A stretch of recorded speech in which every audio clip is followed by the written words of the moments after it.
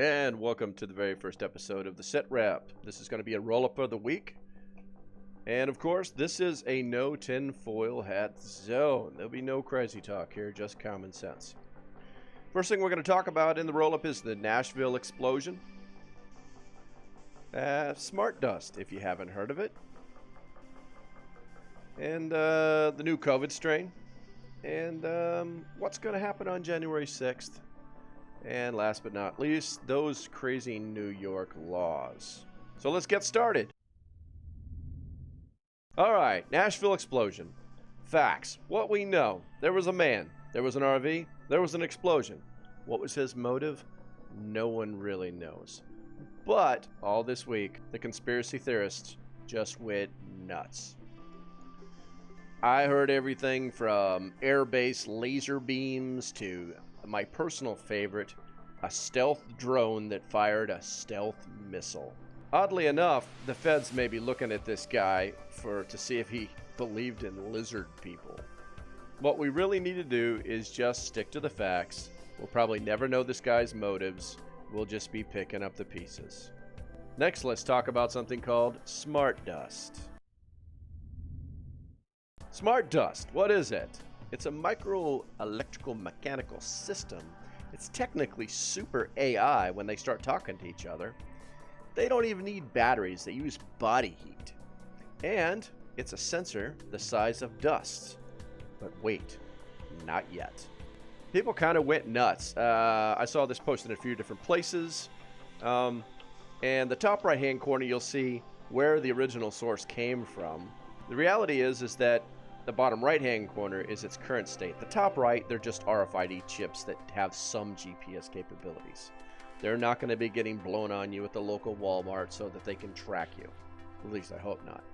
But anyway, that bottom right-hand chip right there, they'll actually implant that onto an organ or a vein or artery, and it can detect what's going on. They actually have to put a device to your body to figure out, to read the sensors. But basically, they use it to monitor internal organs. It can be a form of an intelligent network if there's enough of them in your body.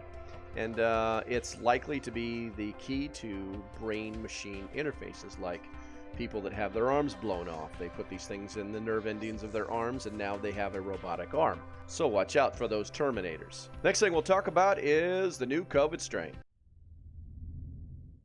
Yeah, it's now in California, Colorado, and Florida.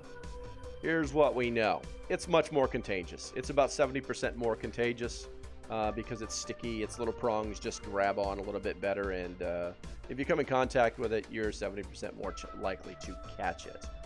The current vaccines are expected to work. There's no plan to increase any doses or any other crazy far-fetched conspiracy theorists. Well, I'll just double up because that's not what's actually going to happen. What's really interesting is it's not so new. It's called SARS-CoV-2, and it's been around since September. It came from England, and oh, by the way, it accounts for over 60% of the recent infections in London. So, yeah, it's going to go everywhere. Wear a mask when you need to, like an adult, not a child. Wash your hands like your mom told you to. And stay away from people if you're sick. These are common sense things. We've known about this for 100 years. All right, on a side note, New York has only administered 40% of its received COVID vaccine. Kind of weird, but okay.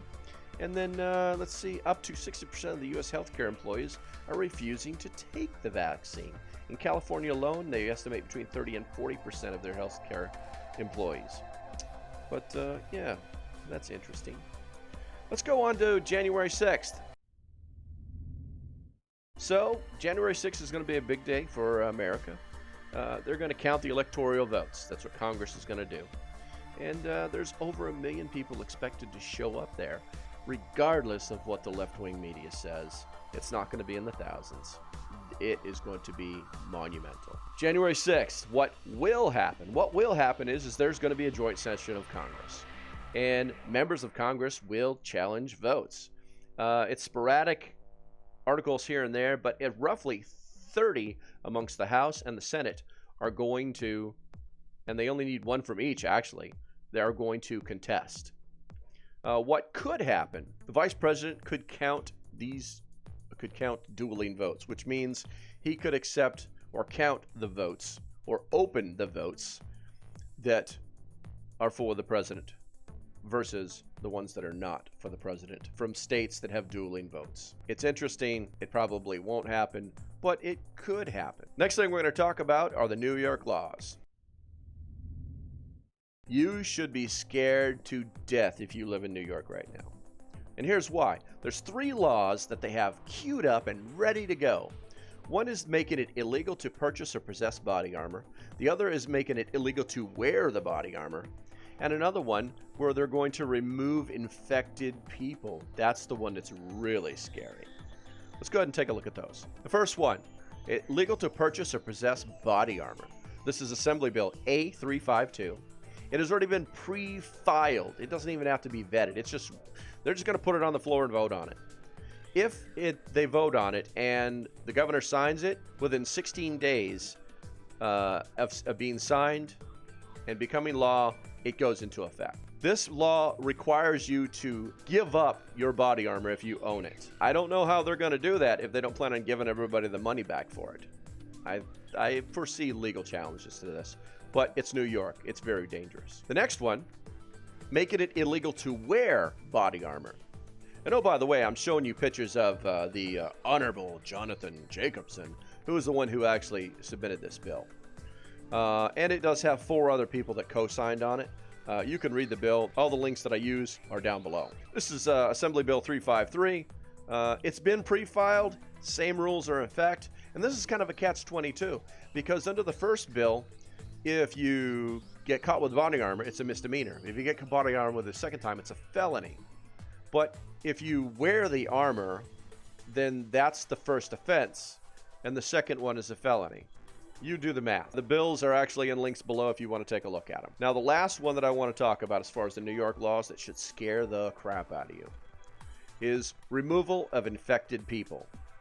Assembly Bill A416. It's been submitted by N. Nick Perry. This has also been pre-filed, so they're just waiting to vote on it. It does go into effect 16 days after becoming law or being signed. And what this does is this gives the power to the governor if he signs a emergency decree that there is a health or pandemic issue, that his appointees can arrest and detain anyone that they believe to be sick, could have come in contact with somebody sick. They run down the entire chain. I would definitely read the bill if you live in New York. Honestly, I would just leave. I would just move if you could. But we all know that's sometimes not very possible. And the last thing that I want to talk about is things to watch. Things to watch. I'm keeping an eye on the Texas secession effort. They do have a bill before their legislature, but I don't know what that really means, so it's not really at the top of the list. This is just there. Action if Biden is certified. If Biden is certified on the 6th as the president, the true president-elect, there could be some serious problems. We just need to keep an eye on it. I'm going to keep an eye on the Georgia runoff.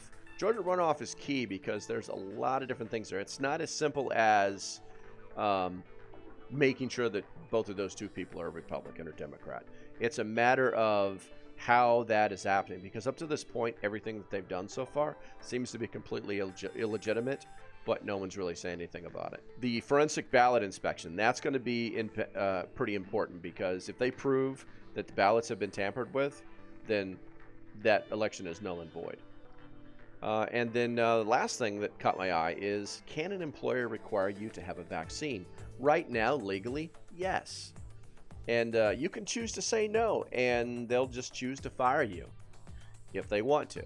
But I'm sure that there could be some legal filings, but I'm sure this case is actually going to come up at some point, and it'll probably end up in the Supreme Court. Lastly, the Sitrep is just me talking to you in a no tinfoil hat zone, making sure that you're getting the information from a perspective that isn't screaming the end of the world. We all need to stay sane. We all need to stay safe.